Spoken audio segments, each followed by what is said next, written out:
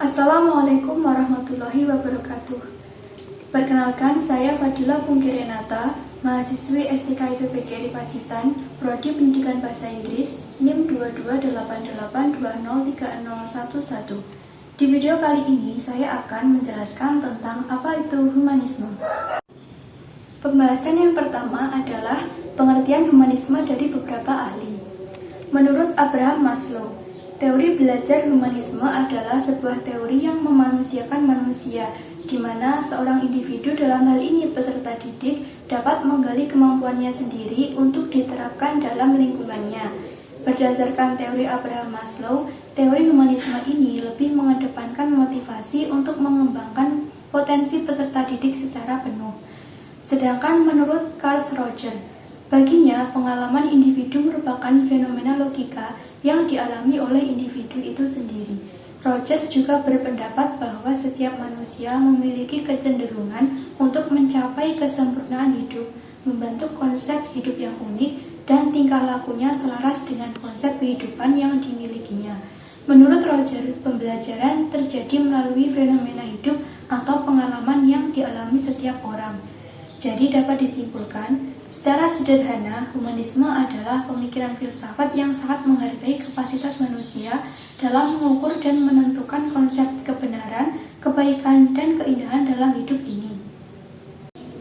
Pembahasan kedua adalah pengertian humanisme secara umum. Humanisme adalah pemikiran filsafat yang mengedepankan nilai dan kedudukan manusia serta menjadikannya sebagai kriteria dalam segala hal. Humanisme telah menjadi sejenis doktrin beretika yang cakupannya diperluas hingga mencapai seluruh etnisitas manusia, berlawanan dengan sistem-sistem beretika tradisional yang hanya berlaku bagi kelompok-kelompok etnik tertentu. Pembahasan yang ketiga adalah humanisme modern. Humanisme modern terbagi pada dua aliran, yaitu humanisme keagamaan dan humanisme sekuler. Pada humanisme keagamaan berakar dari tradisi Renaissance, pencerahan, dan diikuti banyak seniman, umat Kristen garis tengah, dan para cendekiawan dalam kesenian bebas. Pandangan mereka biasanya terfokus pada martabat dan kebudiluhuran dari keberhasilan serta kemungkinan yang dihasilkan umat manusia. Humanisme sekuler mencerminkan bangkitnya globalisme, teknologi, dan jatuhnya kekuasaan agama. Humanisme sekuler juga percaya pada martabat dan nilai seseorang dan kemampuan untuk memperoleh kesadaran diri melalui logika. Orang-orang yang masuk dalam kategori ini menganggap bahwa mereka merupakan jawaban atas perlunya sebuah filsafat umum yang tidak dibatasi perbedaan kebudayaan yang diakibatkan adat istiadat dan agama setempat. Pembahasan keempat adalah humanisme di politik. Dalam ranah politik, humanisme memberikan amunisi spirit terhadap demokrasi liberal, yaitu demokrasi yang membuka peluang bagi ekspresi kebebasan setiap orang yang kemudian mesti ditata dan dipagari oleh hukum hanya akan membunuh hak kemerdekaan manusia.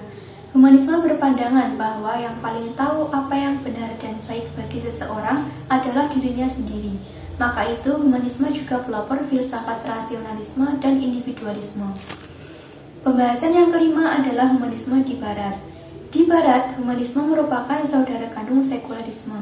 Salah satu prestasi yang menonjol dari ideologi ini adalah secara sangat serius mengelola kehidupan sosial dan lingkungan untuk kebahagiaan hidup tidak perlu menunggu atau bahkan tidak percaya janji surga setelah kematian. Jika orang berbuat kejahatan sosial, hukumannya diproses hari ini berdasarkan kaidah hukum rasional. Tidak relevan memutihkan kejahatan dengan ritual untuk melobi Tuhan.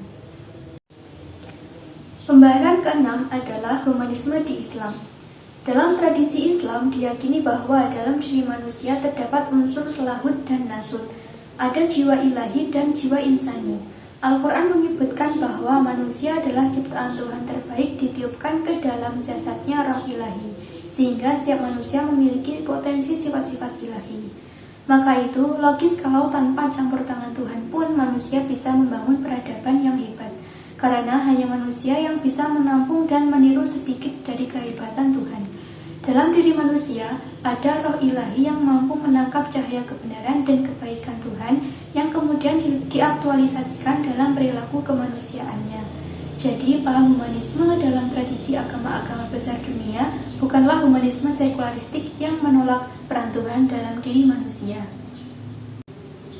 Demikian pembahasan mengenai humanisme yang dapat saya sampaikan. Atas perhatiannya, saya ucapkan terima kasih.